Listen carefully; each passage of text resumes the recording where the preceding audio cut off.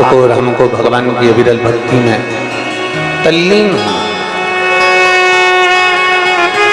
अपने आप एक विश्वास रखकर, एक भरोसा रखकर, एक दृढ़ता रखकर यदि हम भगवान के भजन में रम गए, भगवान की अविरल भक्ति में रम गए, तो वो परमात्मा हमको साथ दे। और तेरी कृपा बिना न मिले एक भी अणु, लेते हैं श्वास से कृपा से तनु तनु। बखान क्या करूं मैं लाखों के का, जपती भभूत में खजाना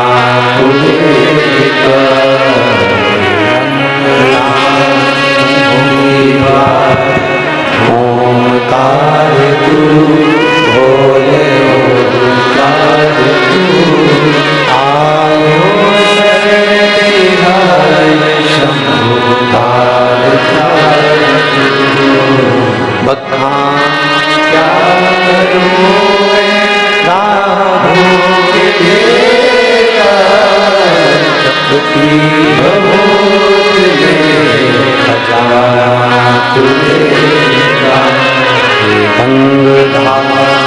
मुक्ति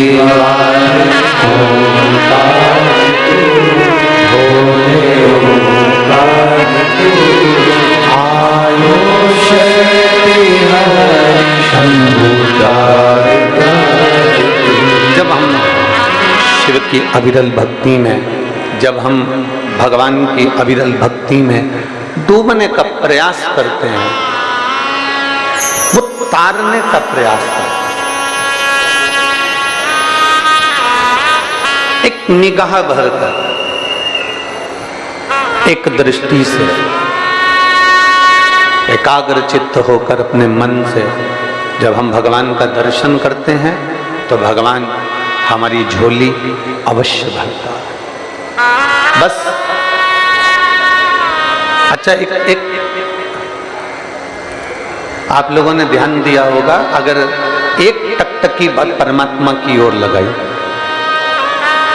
एक दृष्टि भगवान की ओर लगाई, एक दृष्टि महादेव की ओर लगाई और एक दृष्टि संसार में लगाई,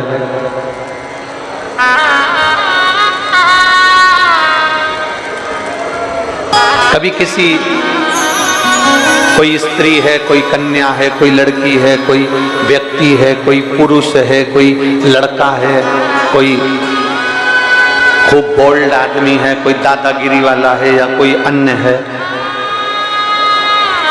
जरा देखिएगा आप, अगर उसको एक निगाह भरकर देखते जाएं, देखते जाएं, देखते जाएं, कोई लड़की, कोई महिला, कोई स्त्री, कोई पुरुष, कोई बेटा, कोई बेटी, कोई आदि आदि, किसी को एक निगाह रखकर बिल्कुल टकटकी लगाकर देखते जाओ, देखते जाओ, देखते जाओ, तो उसके साथ वाले तुमको देना चालू कर देते हैं। बोलो तो सही है कि गलत है? जम के बोलो जरा, सही है ना?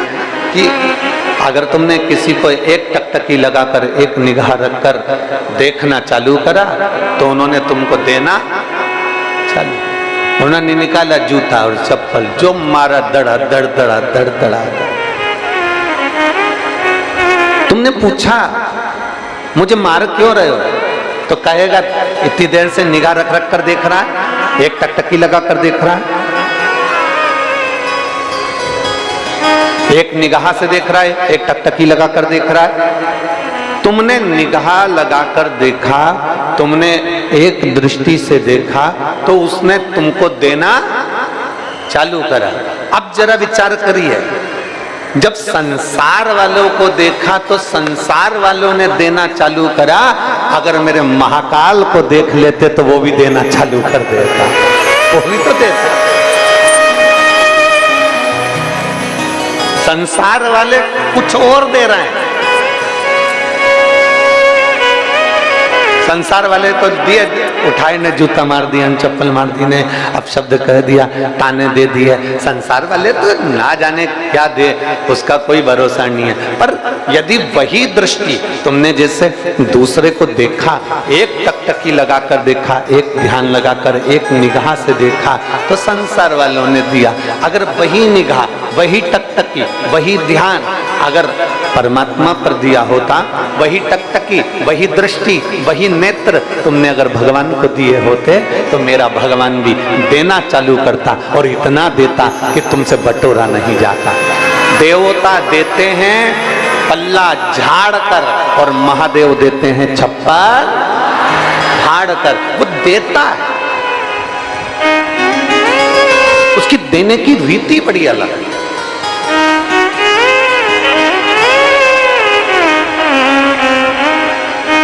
बस आप उस परमात्मा को निहार कैसे रहे,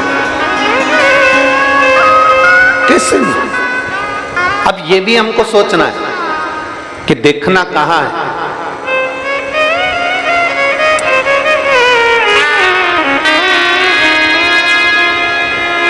जब विशेष शरीर में अगर कोई रोग उत्पन्न हो जाता है, बहुत शरीर के अंदर अगर कोई बहुत बड़ी बीमारी हो जाती है, बहुत बड़ा रोग हो जाता है, बहुत तकलीफ आने लगती है, बहुत तकलीफ। डॉक्टर ने कह दिया कमर का गुरिया खसक गया, डॉक्टर ने कह दिया तुम नीचे नहीं बैठ पाओगे, डॉक्टर ने कह दिया तुम्हारी यह हड्डी बढ़ गई है, यह हड्डी का ऑपरेशन करना पड़ेगा। डॉक्टर से जांच करवाते रहो और साथ में एक प्रयोग करते रहो। जैसे ये जलाधारी है, ये शिवलिंग है, यहां से पानी नीचे बहता है, थोड़ा समझिएगा। ये जलाधारी है, ये पानी बहने का स्थान जलाधारी का, ये पीठी का, संपूर्ण पीठी का ये शिवलिंग। डॉक्टर कह दे कि ऑपरेशन की जरूरत पड़ रही है और तुम्हारा गुरिया खसक गया या तुम्हारी हड्डी बढ़ गई या तुम्हारी हड्डी का रोग बढ़ गया, ये शिवलिंग पर आप भगवान देवाधिदेव महादेव को जल चढ़ाएं और जल चढ़ाने के बाद जो जल यहाँ बहकर आता है, उस स्थान पर अगर जल चढ़ाया भी नहीं है तो जहां से पानी नीचे की ओर गिर रहा उस स्थान पर गणेश, कार्तिकेय, अशोक सुंदरी वाली जगह से जब जल नीचे की ओर गिरता है, उस स्थान पर अपना हाथ लगाकर बस कुछ देर तक उस हस्त कमल को उस स्थान पर लगाएं और भगवान शंकर का पंचाक्षर मंत्र नमः शिवाय या षडाक्षर मंत्र ओम नमः शिवाय या श्री शिवाय नमस्तुभ्यम भगवान का मंत्र का उच्चारण करें। यदि महामृत्युंजय मंत्र का स्मरण आता हो तो महामृत्युंजय मंत्र का स्मरण करें। हाथ का स्पर्श कर कर मार्कंडे बाबा का स्मरण कर कर और उस हाथ में ही थोड़ा सा जल झेलकर नंदी के पास बैठकर उसका आचमन करें। 20 से 22 दिन तक ये आचमन चालू रहने दो और 20 दिन के बाद फिर जांच करवाओ। धीरे धीरे शरीर की गुड़ियां काम करना प्रारंभ करेगी, हड्डी काम करना प्रारंभ, शिव तत्व को प्राप्त, भगवान ओघड़दानी को प्राप्त। एक पत्र है, देखिए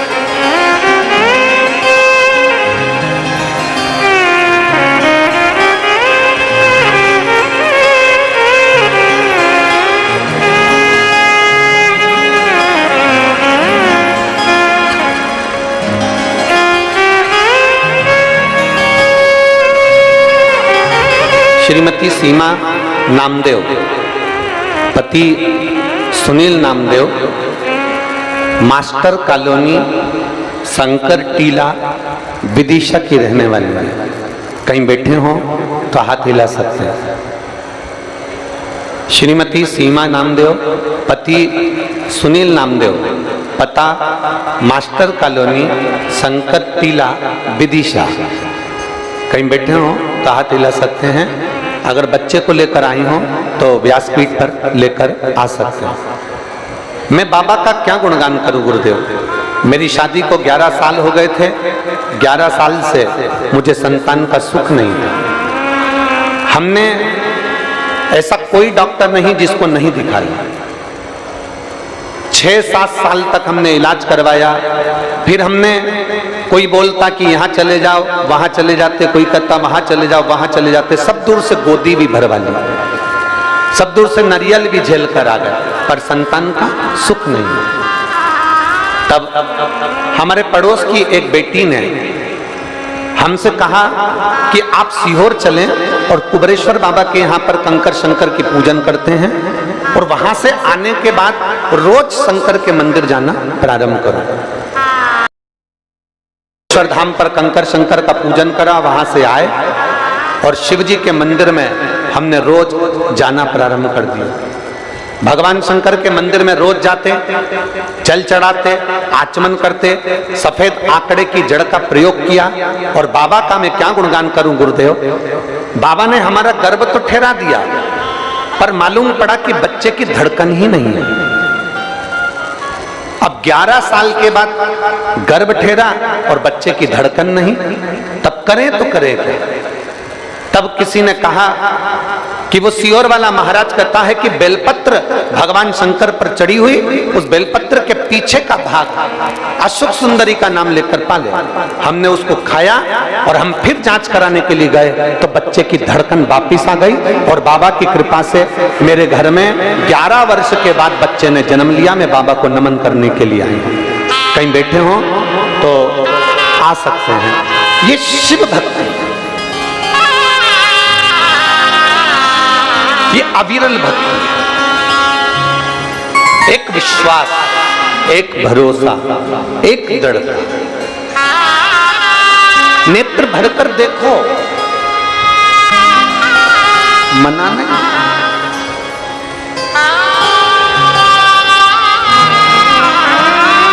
पर शिव महापुराण की कथा कहती है, भगवान शंकर का संवाद कहता है, भगवान देवादिदेव महादेव का चरित्र कहता है। देखना कहां है?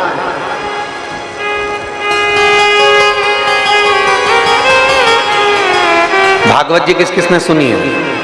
हाथ उठाओ जल्दी से। सबने सुनी है? रख लो आप। समुद्र मंथन की कथा सुनी है? अरे बोलो तो। सुनी।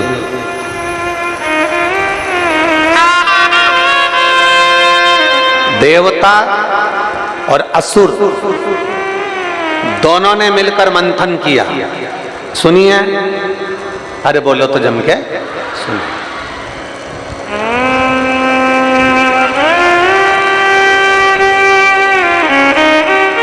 अमृत कौन लेकर आया था? मोहिनी अवतार भगवान ने दिया, और मोहिनी अवतार धारण कर कर भगवान अमृत को लेकर आए। मोहिनी। अब एक तरफ असुर बैठे,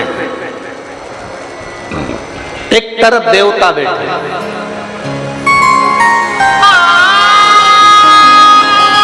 अमृत किसको मिला? बोलो जम के बोलो जल्दी से। असुरों को मिला। किसको मिला? देवताओं। शहनाई की आवाज कम करो।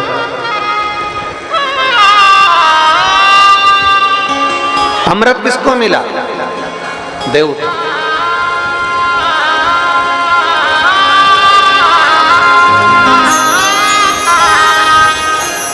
असुरों को अमृत नहीं मिला। शहनाई की आवाज कम करिए। अमृत किसको मिला? देवता। असुरों को अमृत प्राप्त नहीं हुआ। क्यों नहीं हुआ? ऐसा क्या कारण था कि देवताओं को अमृत मिल गया और असुरों को अमृत नहीं मिला? कारण क्या? मंथन दोनों ने करा है, अमृत निकला भी है, श्रीमद् भागवत में आपने सुना भी है, पर देवताओं को अमृत मिल गया और असुरों को अमृत नहीं मिला। उसका कारण केवल एक था। जब भगवान मोहिनी स्वरूप धारण कर कर, स्त्री का स्वरूप धारण कर कर, सुंदर स्वरूप धारण कर कर मेरे नारायण अमृत का कलश लेकर आए, तो असुर राक्षस वो मोहिनी भगवान के चेहरे को देख रहे थे और देवता मोहिनी भगवान के चरण को देख रहे थे। बस ये अंतर था, केवल यही अंतर। असुर राक्षस सारे असुर, उनको नहीं मालूम कि ये भगवान है। उनको तो लग रहा कितनी सुंदर स्त्री है, कितनी सुंदर नारी है। आपने श्रीमद् भागवत में सुना होगा कि भगवान इतना सुंदर रूप रख कर आए थे कि देवता और असुर दोनों सुध हो गए थे कि इतनी सुंदर स्त्री कहां से आई। असुर मोहिनी भगवान का चेहरा देख रहे हैं, उनको नहीं मालूम कि मोहिनी भगवान है, वो तो स्त्री का चेहरा देख रहे हैं, वो नारी का चेहरा देख रहे हैं। असुर चेहरा देखने में रह गए और देवता क्या देख रहे थे? चरण, चरण।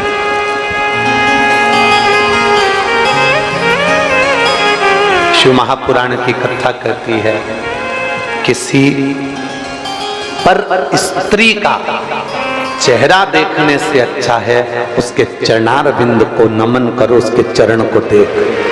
पर स्त्री, पर नारी, कभी किसी पर नारी का चेहरा देखने से अच्छा है कि उसके चरण देख। और ये भरी सभा लगी, इतनी बड़ी सभा लगी हुई थी, देवता असुर दोनों बैठे हुए थे। असुर चेहरा देखने में रह जाते हैं और देवता भगवान के चरण देखने में। स्त्री है, उनको भी नहीं मालूम कि ये भगवान है, वो तो चरण देख रहे हैं, चरण। और जिसने, शिव महापुराण की कथा कहती है, जिसने अपनी जिंदगी में मेरे भगवान के चरण देख लिए, जिसने अपनी जिंदगी में भगवान के चरणारविंद को पकड़ लिया, पकड़ लिया, चरणार, जिसने पकड़ लिया, जिसने भगवान के चरणों को देखना प्रारंभ कर दिया, चरणों को छूना प्रारंभ कर दिया, चरणारविंद को देखना प्रारंभ कर दिया। किसी भी मंदिर में, भगवान के शिवालय में, देवालय में, कहीं पर भी जाओ, आप किसी भी मंदिर में पहुंचिए, अगर आते आते आप उस मंदिर की सीढ़ी को, आप उस मंदिर की चौखट को, आप उस मंदिर के शिखर को दर्शन करते, शिखर का दर्शन क्यों करते?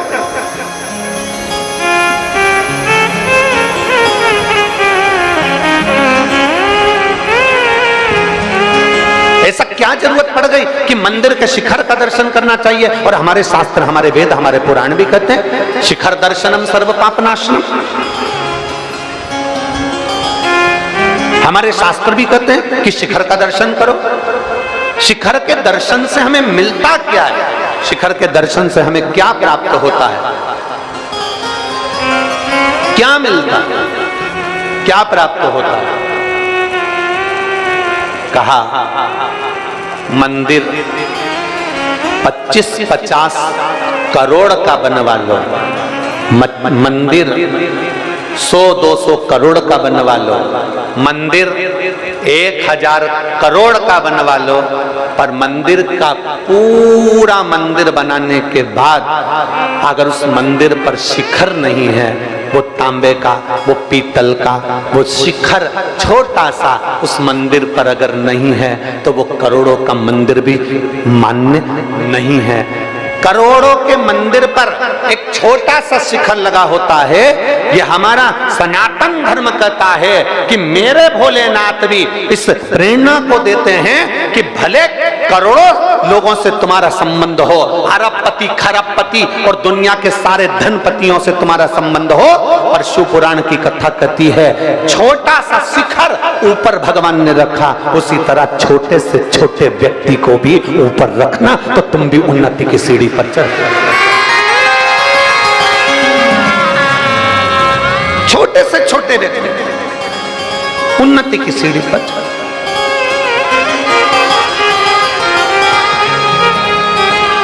ए भाई, जो बहुत पैसे वाले होते हैं ना, बहुत करोड़पति होते हैं ना, बहुत धनपति होते हैं, वो तो विदिशा के महल में से निकलकर कथा के पंडाल में नहीं पहुंचते हैं, प्रयास करते हैं हमको पास मिलेगा, सोफा मिलेगा, कुर्सी मिलेगी, पद मिलेगा, प्रतिष्ठा मिलेगी, सम्मान मिलेगा तो हम कथा में जाएंगे, वरना हम कथा में नहीं जाएंगे। शंकर की कथा में धन और गरीब ये नहीं देखा जाता, शंकर की कथा में तो केवल इतना देखा जाता है कि मेरे नगर में मेरा महादेव आया है और मुझे उस महादेव से प्राप्त करना है।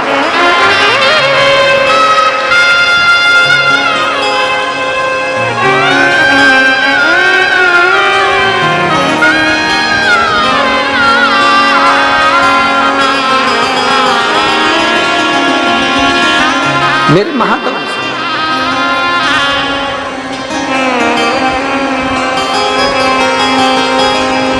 एक छोटा सा बच्चा स्टूल पे चढ़ता है, कूदता है, अकेले में वो छोटा सा बच्चा स्टूल पे चढ़ता है, कूदता है, अकेले में नहीं कूदेगा, उसकी मम्मी काम कर रही होगी, उसके पापा काम कर रहे होंगे, उसके मम्मी पापा, चाचा चाची, उसके ताऊ ताई, उसके काका काकी, उसके बुआ फूफा कोई वहां काम कर रहे होंगे, तो छोटा सा बच्चा सोफे पे चढ़ेगा और कूदने का प्रयास करेगा, क्योंकि उसको मालूम है अगर मैं गिर गया ना तो मेरी मम्मी मुझे उठा लेगी, मेरा पापा मुझे उठाएगा, मेरा काका मुझे उठाएगा, मेरा ताऊ मुझे उठाएगा, मेरी ताई मुझे उठाएगी, क्योंकि वो बच्चा कूदता वहां है जहां उसके माँ बाप बैठे होते हैं। उसी तरह आप सब शिव महापुराण की कथा में बैठे हो, साड़ियां कीचड़ में हो रही है, चप्पल कीचड़ में हो रही है, शरीर पर कीचड़ लग रहा है, पूरा कीचड़ कीचड़ में, साड़ियां पूरी कीचड़ में भिड़ रही है, पन्नी बिछा ली, बैठ गए, आनंद कर लिया। कहां बैठे हो? छोटा बच्चा जैसे स्टूल पर चढ़कर गिरता है, कूदता है अपने माँ बाप के सामने, आपने भी विचार कर लिया कि ये कीचड़ में मैं बैठ रही हूं, पर किसी संसार वाले के सामने नहीं, मेरे कालाधिपति महाकाल के सामने बैठ गए। जब छोटे से बच्चे को, गिरते हुए बच्चे को मां संभाल लेती है, बाप संभाल लेता है, तो आप भी जब इस शिव महापुराण की कथा में आकर बैठते हो ना, तो मेरा काल अधिपति, मेरा विश्वनाथ, मेरा महादेव आपको भी संभाल लेता है, अपनी गोदी में उठा लेता है, डगमूलता नहीं है।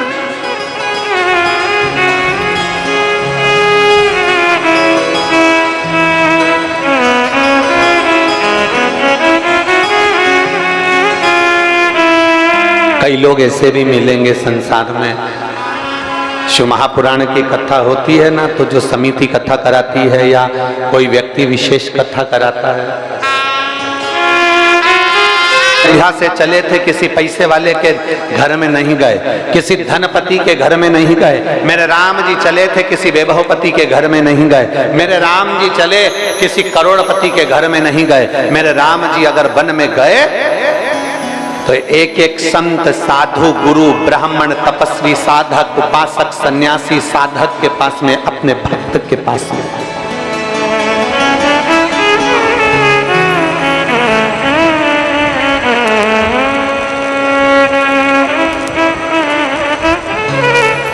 एक साधारण सा साधारण व्यक्ति,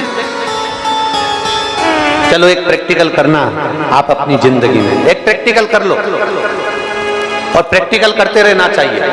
प्रैक्टिकल करने में पीछे नहीं हटना चाहिए। एक महाराज जी प्रवचन में कह रहे थे, व्यक्ति को मदिरा नहीं पीना चाहिए, शराब नहीं पीना चाहिए, शराब का नशा नहीं करना चाहिए, मदिरा से दूर रहो, शराब के नशे से दूर रहो। उसी में महाराज का पहचान वाला बैठा था, उठ के खड़ा हो गया, बोलने लगा, वो महाराज तो इतनी बड़ी बड़ी बात कह रहा है, तेरा सग्गा भाई पी के तो नाली में पड़ा, हमको ज्ञान दे रहा, पहले उसको तो समझा ले। महाराज जी ने कहा, देख भैया, मैं भी प्रवचन दे रहा हूं और मेरा भाई भी प्रवचन दे रहा है, मैं मुख से समझा रहा हूं, मेरा भाई प्रैक्टिकल करके दिखा रहा है, तेरी मर्जी है दोनों में कैसे समझेगा, ये हमारे ऊपर निर्भर करता है कि हम क्या। और प्रैक्टिकल करो, प्रैक्टिकल करते रहना चाहिए, प्रैक्टिकल करो, प्रैक्टिकल करते रहना चाहिए। और हम तो साइंस के स्टूडेंट रहे तो हमारे अंदाजे में रहा कि प्रैक्टिकल करना अपनी जिंदगी के लिए एक अनुभव है। करिए प्रैक्टिकल।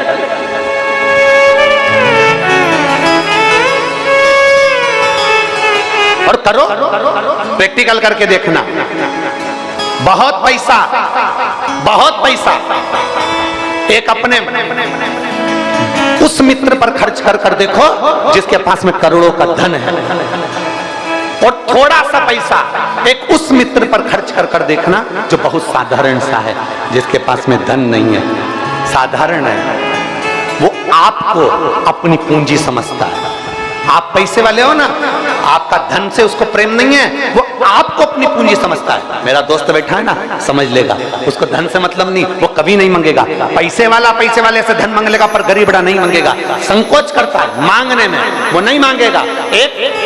दो मित्र हैं, एक धनपति है, एक साधारण सा है। वो धनपति जब तुम्हारी विपदा की घड़ी आएगी ना, सामने नहीं खड़ा होगा, पर वो साधारण जिसके ऊपर तुमने खुद खर्च नहीं करा, वो तुम्हारी विपदा की घड़ी में रात और दिन खड़ा मिल जाए। रात दिन तुम्हारी विपदा की घड़ी में खड़ा मिल जाएगा।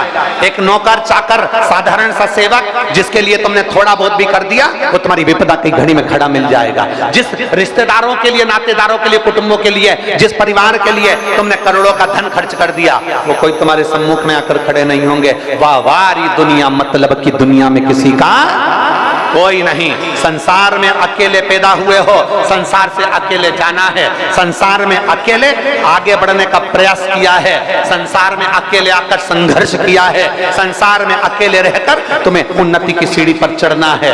जब तुम चढ़ भी जाओगे अकेले के बल पर, तुमने बहुत कुछ करने का प्रयास कर लिया, तब तुम्हारी उन्नति की सीढ़ी पर चढ़े हुए लोग तुम्हें देख नहीं पाएंगे। इसलिए निवेदन है, अपना संघर्ष, अपना स्नेह छोटों को देना प्रारंभ करिए।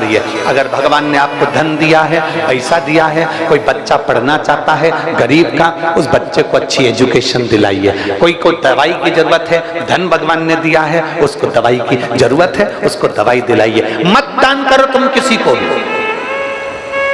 1 रुपया मत दो तुम किसी को, पर अपना अगर भगवान तुम्हें धन दे रहा है और कोई पड़ोसी का बच्चा गरीब है, उसको पढ़ना है, उसको एजुकेशन चाहिए, आप अपने बच्चे को डॉक्टर बना रहे हो, इंजीनियर बना रहे हो, कलेक्टर बना रहे हो, IAS ऑफिसर बना रहे हो, अपने बच्चे को पढ़ाओ, मना नहीं है, पर उस बच्चे के साथ में एक साधारण छोटे से बच्चे को जिसके पास में धन नहीं है, उसको पढ़ाने का प्रयास करना। एक बार तुम्हारी औलाद तुम्हें नहीं पूछेगी, पर जो गरीब के बच्चे को तुम पढ़ाकर कलेक्टर बना दोगे, वो बार बार पूछेगा।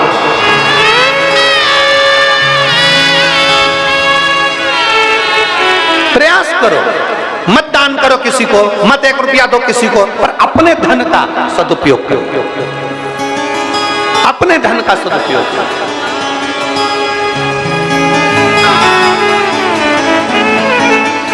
आज हम केवल अपने लिए सोचते हैं, अपने लिए करते हैं, बाकी का किसी के लिए, किसी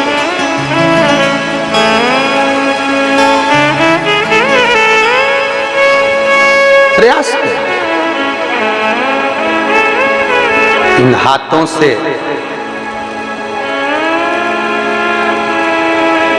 कमाने में, बोलने में, इस शरीर के द्वारा यदि हमसे कोई पाप कर्म हो भी जाता है, तो भगवान के चरणों में जाकर विनय कर कर, या किसी साधारण व्यक्ति भूखे को भोजन कराकर, प्यासे को पानी पिलाकर।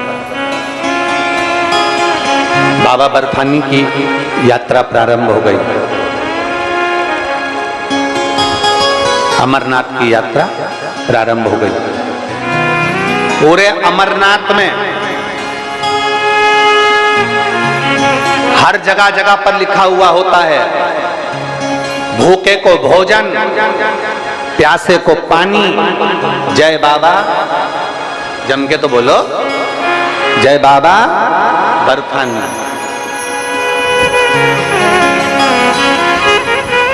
भूखे को भोजन, प्यासे को पानी, जय बाबा बर्फानी।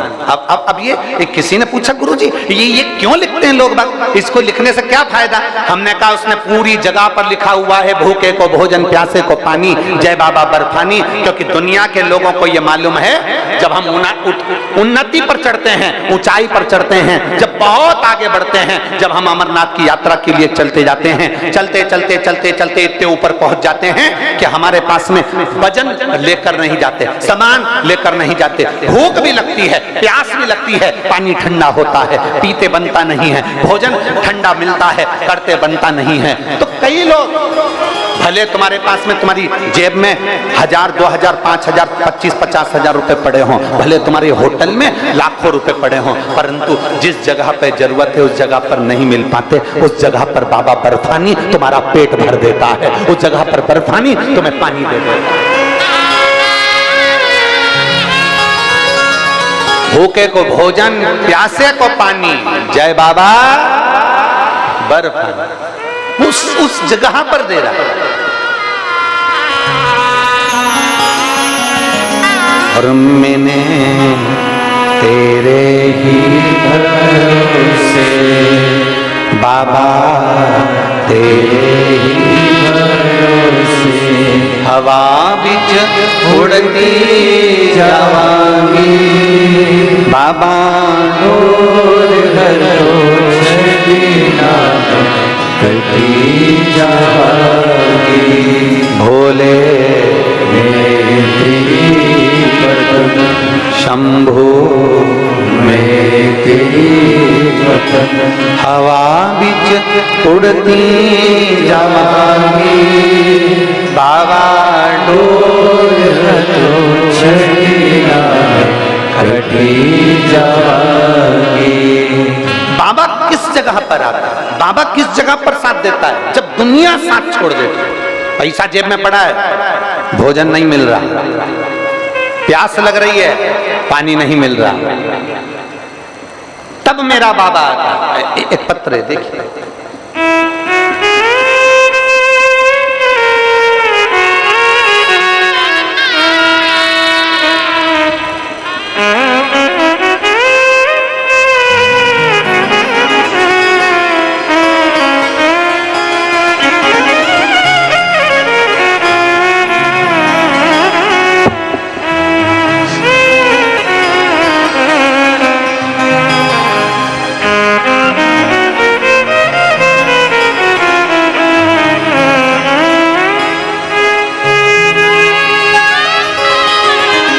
अरुण सोनी, अरुण सोनी मेरा मोबाइल नंबर ये है। पूरनपुरा लाला धाऊ विदिशा, कहीं बैठे हैं पूरन सोनी जी, अरुण सोनी जी, अरुण सोनी जी कहीं बैठे हो तो हाथ हिला सकते हैं, और अगर बैठे हो तो बेलपत्र लेने आप ही हैं, एक बार इससे हाथ हिला दो जी, दिख गए। आ जाओ, बेलपत्र लेकर चले जाओ, आ जाओ, तीनों आ जाओ। अरुण सोनी मेरा मोबाइल नंबर ये है।